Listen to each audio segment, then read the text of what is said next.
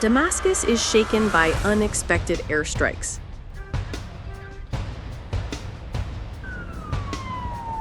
Behind me is the building for the Syrian Defense Ministry. It was hit for 3 times by the Israeli Air Force only today. Why did Israel take direct action when clashes erupted between the Syrian government forces and the Druze community in Sweida province, southern Syria? Join us as we review the full developments of this clash in today's video. And don't forget to subscribe to the channel and turn on notifications so you don't miss the hottest news every day. On July 16th, Israel unexpectedly deployed fighter jets to strike the Syrian Ministry of Defense headquarters and several other targets near the presidential palace in Damascus after Tel Aviv accused Syrian government forces of recently attacking the pro-Israel Druze community in Sweida province, southern Syria. The airstrike caused part of the Syrian Ministry of Defense building to collapse, with several other structures severely damaged. Syrian media reported that at least 3 people were killed and 34 others injured in the attacks. CCTV reporter Rand Shukri captured footage of the attack site showing thick smoke rising from the military headquarters. We are now at Umayyad Square in Damascus. Behind me are the buildings of the Syrian Army, General Command, and the Ministry of Defense, which were struck by Israeli warplanes. As you can see, traffic in Umayyad Square is significantly lighter than usual, as security forces are gradually blocking the roads. CGTN reporter Haidar Kazwini also noted that the streets of Damascus were eerily quiet, with widespread anxiety gripping the city following the waves of airstrikes. Behind me is the building for the Syrian Defense Ministry. It was hit for 3 times by the Israeli Air Force only today, following the clashes between the Druze militants in Sweida city and the Syrian military, which started 3 days ago. We heard the ambulances going in and out from the building. A very big plume of smoke was seen following that strike. The sound of the explosions caused by the last 2 strikes by the Israelis are louder than the first one. Now we can see that the state of fear and anxiety is spreading out among the people in the city of Damascus, and the streets are starting to be a little bit empty now as people are trying to flee, fearing that situation and the strikes might continue. On July 16th and early July 17th, several countries voiced their concerns regarding the attacks. Turkish Foreign Minister Hakan Fidan stated that Turkey had conveyed its stance on the Israeli airstrikes in Syria to Israeli authorities through intelligence channels, while emphasizing that Ankara is maintaining close communication with regional powers and the United States. Turkey has repeatedly condemned Israel's airstrikes on countries in the region, including Lebanon, Iran, and Syria, and has labeled the military campaign in Gaza as a genocide. Now, of course, the countries in the region are very closely monitoring these destabilizing activities by Israel. We are all engaged in extensive coordination and work on this issue. Of course, we cannot tolerate this. This region is ours. Unilateral destabilization here is completely unacceptable. We're working with our close friends in the region. By working with the United States as well, we will hopefully enter a period of calm and ceasefire within the next 3 to 4 hours.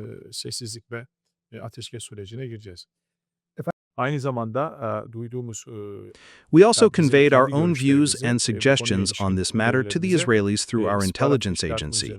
In other words, everyone knows that we do not want an instability here, and that the events, particularly in the south, which have resulted in civilian casualties and which no one approves of, cannot be resolved unless the central government implements security measures in the region. It is certainly unacceptable that some of the Druze there are being provoked and supported by Israel, becoming a factor of instability. The clashes between the Druze and the Bedouin must somehow end with the intervention of security forces. Preventing civilian casualties on both sides is of paramount importance there. Orada her iki taraftan da sivil kayıpların UN spokesperson Stefan Dujarric stated, Secretary General Antonio Guterres condemns the escalating Israeli airstrikes on Sweida, Dara, and central Damascus, as well as reports of Israel redeploying forces in the Golan Heights. I can tell you that the Secretary General is alarmed by the continuing escalation of violence in Sweida, which has reportedly claimed the lives of hundreds of people, including civilians, and injured and displaced many more. The Secretary General unequivocally condemns all violence against civilians, including reports of arbitrarily killings and acts that fan the flames of sectarian tensions and robs the people of Syria of their opportunity for peace and for reconciliation after 14 years of a brutal conflict. The Secretary General extends his heartfelt condolences to all Syrians and reiterates his call for an immediate de-escalation of violence and urgent measures to restore calm and facilitate humanitarian access. The Secretary General does take note of the statements issued earlier today by the Office of the Presidency of Syria condemning the violations and committing to investigating and holding to account those responsible for them. We reiterate the Secretary General's appeal for transparency in this process. The Secretary General further condemns Israel's escalatory airstrikes on Sweida, Dara, and in the center of the Syrian capital, Damascus, as well as reports of Israeli Defense Forces' redeployment of forces in the Golan. He calls for an immediate cessation of all violations of Syria's sovereignty and territorial integrity and for respect of the 1974 Disengagement of Forces Agreement. The Secretary General reiterates it is imperative to support a credible, orderly, and inclusive political transition in Syria in line with the key principles of Security Council Resolution 2254. Also want to tell you that our special envoy for Syria, Ger Pedersen, is working the phones in the midst of this crisis, and his deputy, Najat Roshi, is in Damascus and is actively in communications with various parties. On the humanitarian front, our colleagues are warning that the deadly hostilities are continuing to put civilians at risks, with the ongoing reports of a significant displacement and damage to critical infrastructure, including water, electricity, and telecommunications networks. Our resident humanitarian coordinator for Syria, Adam Abdelmullah, said that we and our humanitarian partners plan to send a delegation to assess the needs and provide essential services in Sweida as soon as the conditions allow and in full cooperation with the relevant authorities. However, our humanitarian colleagues also warned that access to impacted areas remains severely constrained due to insecurity and due to road closures. Civilians are reportedly unable to reach facilities designated as collective shelters. In parallel to this, our partners warned that medical services are overstretched, including in neighboring Dara Governorate, where hospitals are almost at capacity. The World Health Organization has dispatched emergency medical supplies to Dara to support the trauma care that exists there. Deliveries to Sweida remain pending, obviously due to security access. Meanwhile, following calls in Israel to support the Druze community in Syria, dozens of Israeli Druze crossed the border fence to join Druze on the Syrian side. The Druze community in Israel has deep familial and historical ties with the community in Syria. Therefore, they often urge the Israeli government to protect their brothers in Syria. What's happening here today? We're seeing a large gathering of Druze from all over the country, from the Carmel, the Galilee, and also the Golan, who came to show support and express what you might call their opinion and solidarity with our Druze brothers on the other side, especially in the Druze stronghold of Sweida. We're all aware of what happened in that town over the past 48 hours, the attack by radical Islamists on those villages, on the stronghold itself. They humiliated people, dragged them from their homes, and the situation is, let's say, not very good. That's why people came here to express solidarity with the brothers on the other side to help. This gate at Majd al-Shams is what you'd call a humanitarian crossing.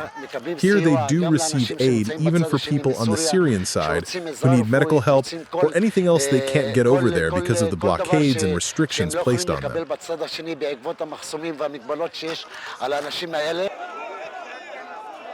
To express solidarity, a group of protesters gathered outside the U.S. Embassy in Jerusalem carrying Druze flags and banners calling for support.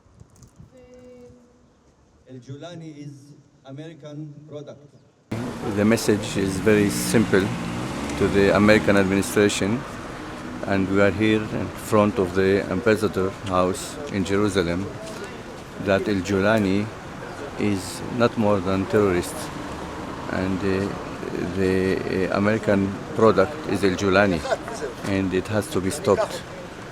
No future for the area, no future for the Middle East, no future for Syria with this kind of people.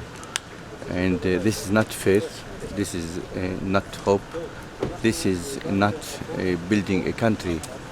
Speaking at a press conference in Jerusalem following a European tour that included an EU Middle East meeting in Brussels, Israeli Foreign Minister Gideon Sa'ar stated that one of Israel's objectives in Syria is to prevent the risk of harm to the Druze community in Israel.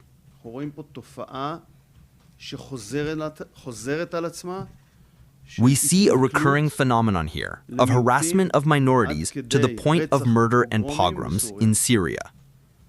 Sometimes it is the regime forces, sometimes jihadist militias that are the base of the regime, and usually it's both. But eventually, let's look at what happened in less than 6 months.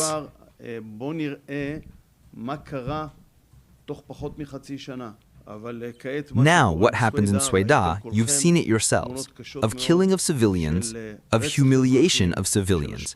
And I raise the question, what else needs to happen for the international community to make its voice heard? What else needs to happen? Why are we still waiting?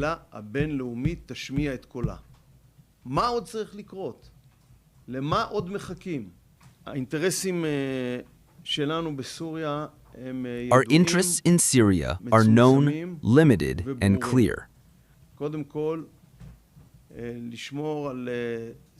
First of all, to maintain the status quo in the southern Syrian region, which is also close to our border, and to prevent the development of threats against Israel in this area. The second thing, to prevent harm to the Druze community, with which we have a bold and strong relationship with the Druze citizens here in Israel.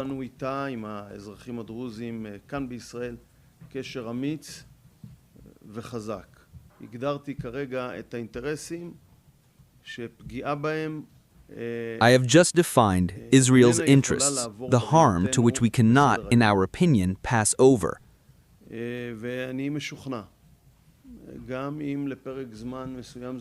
And I am convinced, even if for a certain period of time it seems otherwise, that if the regime in Damascus does not come to its senses, it will ultimately move away from all the main goals it has set out for itself, primarily governance and economic prosperity. Therefore, it would be good for it to come to its senses and to restore order.